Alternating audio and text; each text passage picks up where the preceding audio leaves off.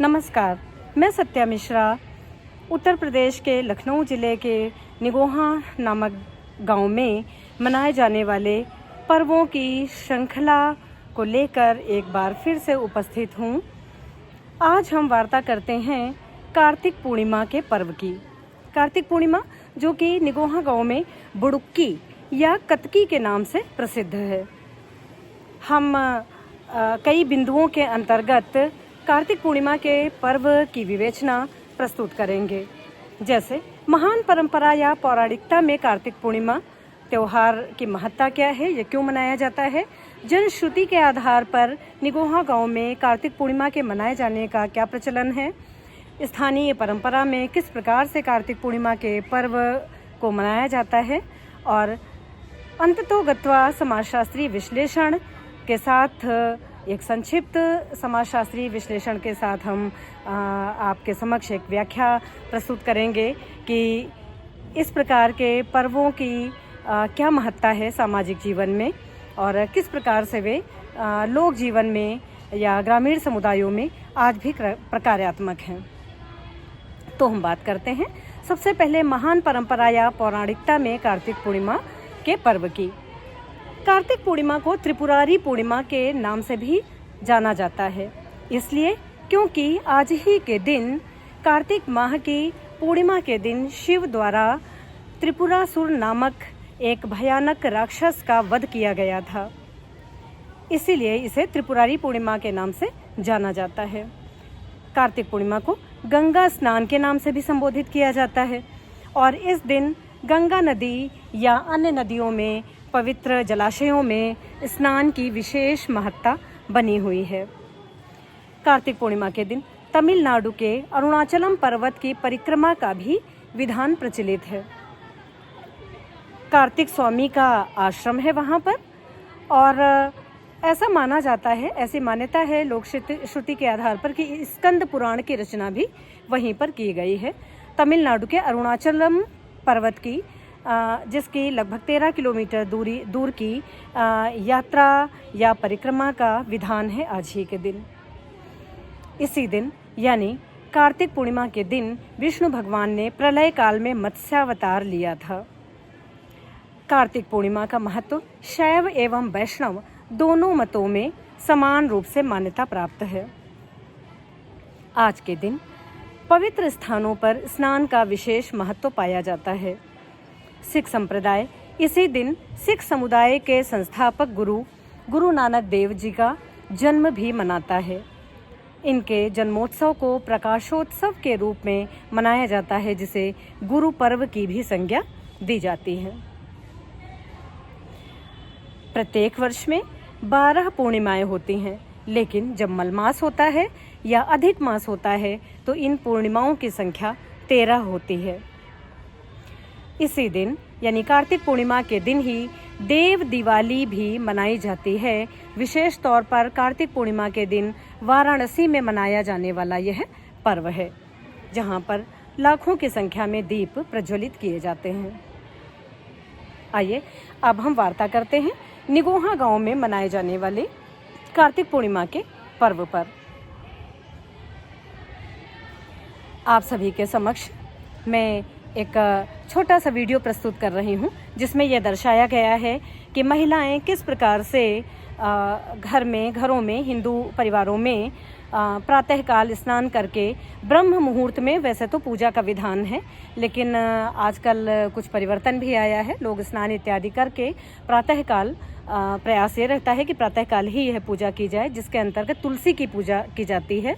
और ऐसी भी मान्यता है कि कार्तिक पूर्णिमा के दिन ही तुलसी का गोलोक में और पृथ्वी पर भी प्राकट्य हुआ था। पृथ्वी का भी जन्मोत्सव हुआ, तुलसी का पृथ्वी पर जन्मोत्सव हुआ था। तो स्नान इत्यादि करके महिलाएं किस प्रकार से पूजा करती हैं, पहले आप ये वीडियो देखें, इसके बाद फिर हम इसकी व्याख्या करते हैं।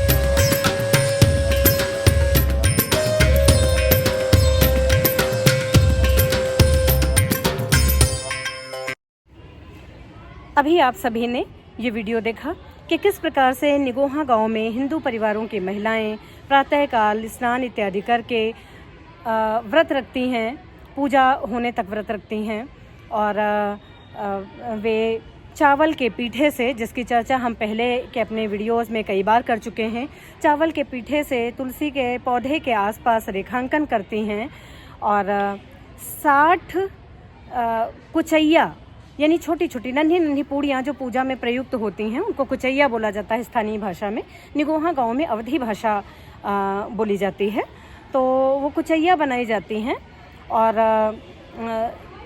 60 कुचैया जो कि 30 खूंट के रूप में रखी जाती हैं, यानी 30 जोड़ों के रूप में 30 जोड़े बनाए जाते हैं 2-2 पूड़ियों के, और उसके साथ पिन्नी बनाए जाने का प्रचलन है। कहीं कहीं चावल के आटे की पिन्नी बनती है, कहीं कहीं पर गेहूं के आटे की पिन्नी बनती है, और यदि कोई पिन्नी नहीं बना पाता है तो उसके स्थान पर पेड़ा या कोई अन्य मिठाई भी रखने का प्रचलन है। तो ये जो 60 खूंट बनते हैं या जो 30 जोड़े बनते हैं कुचैया के, उनका भोग लगाती हैं और आरती करती हैं। तुलसी जी की आरती गाई जाती है। आरती इत्यादि करके फिर उस जो प्रसाद बनाया जाता है उसका भोग लगाया जाता है और अत्यंत उल्लास के साथ ग्रामवासी इसको एक उत्सव की भांति इस पर्व को मनाते हैं और पक्का भोजन बनता है, प्रसाद ग्रहण किया जाता है और इसके बाद पक्का भोजन बनता है जिसमें पूड़ी कचौड़ी और चावल और या पुलाव या सब्जियां, रसेदार और सूखी कई प्रकार की सब्जियां इत्यादि बनने का विधान है। हाँ, एक विशेष प्रकार की सब्जी इस दिन बनाए जाने की परंपरा है जिसको आरो कहते हैं।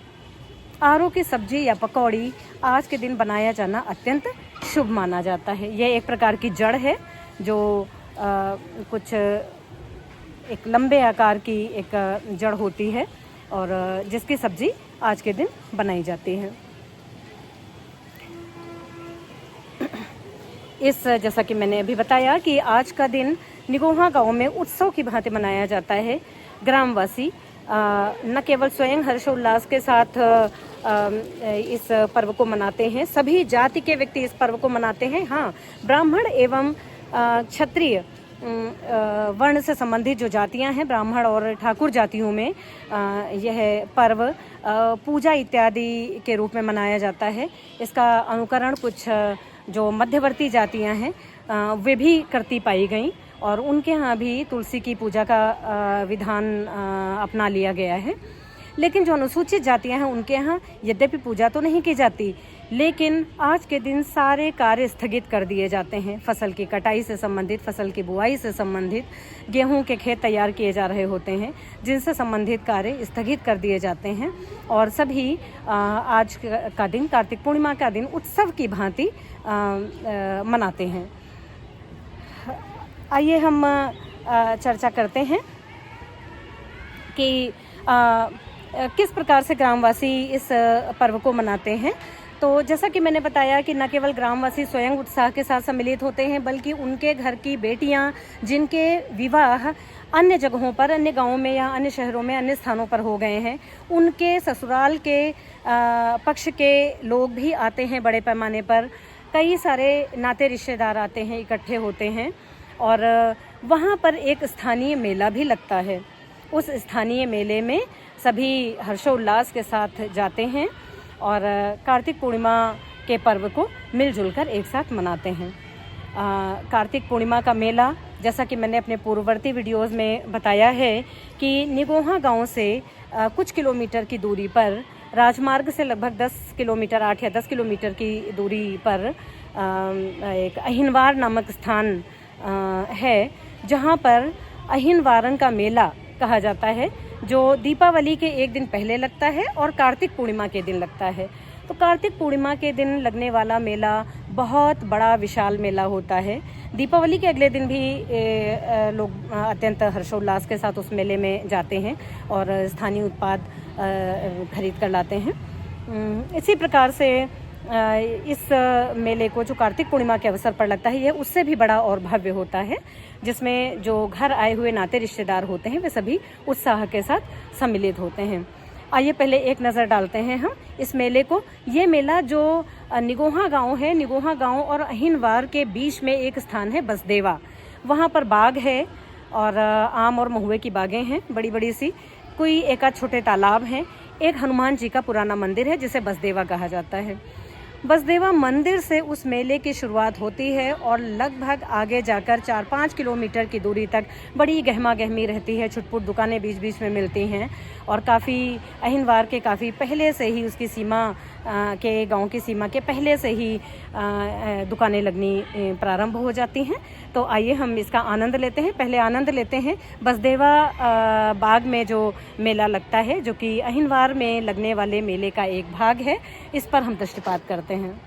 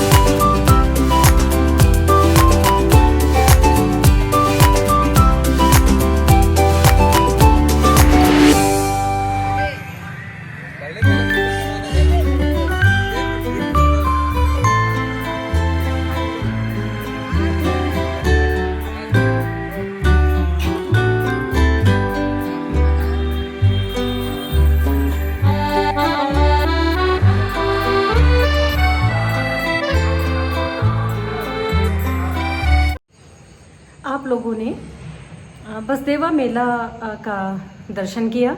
अब इसके बाद आइए आगे बढ़ते हैं और चलते हैं अहिनवारन में लगने वाले मेले की तरफ। हम उन्मुख होते हैं कतकी के अहिनवार में लगने वाले मेले की ओर। मेले का सैर सपाटा करते हैं।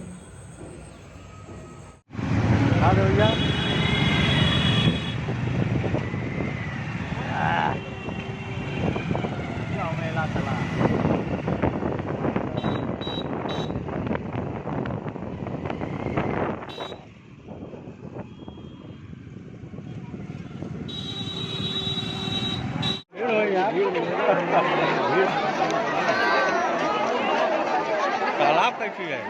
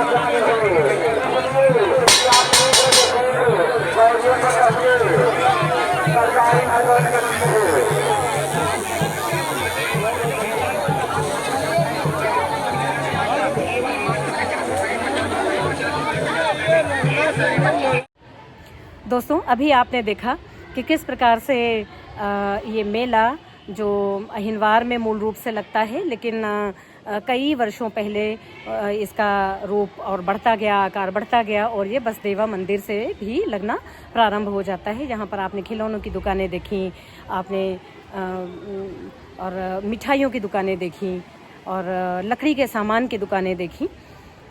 तो इसके बाद हम बात करते हैं कि ये मेले या जो स्थानीय जो अंतर क्रियाओं के जो स्रोत हैं, वे समाज शास्त्रीय दृष्टि से किस प्रकार के प्रकार उत्पन्न करते हैं या क्या प्रभाव उत्पन्न करते हैं समाज पर।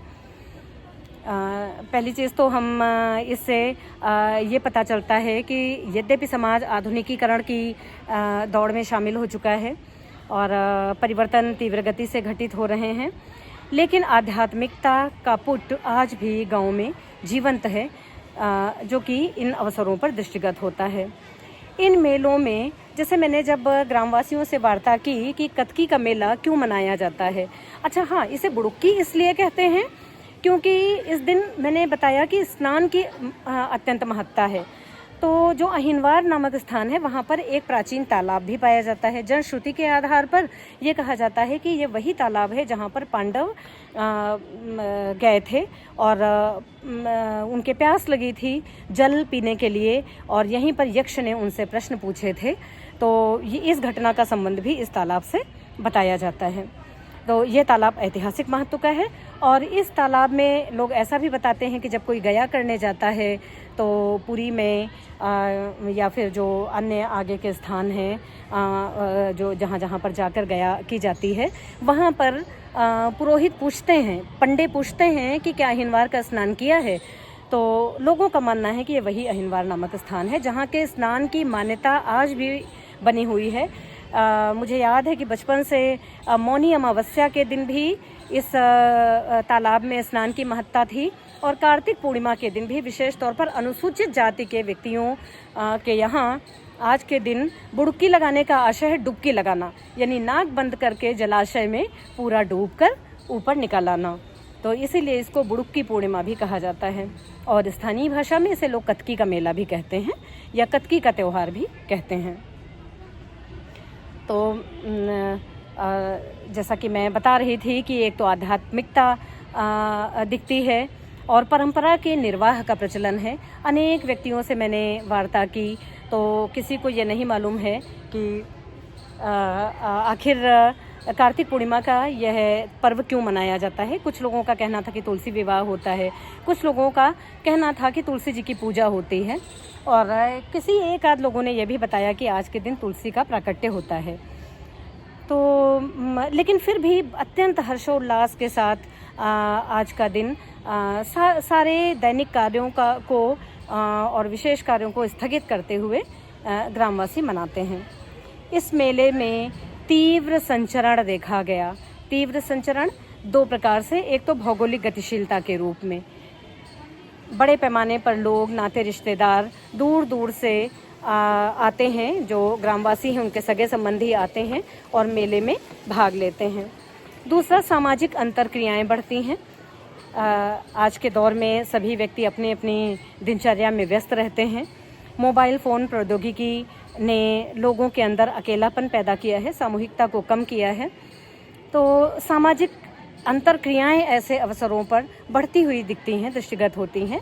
कई लोग साथ में मिलकर मेला देखने जाते हैं।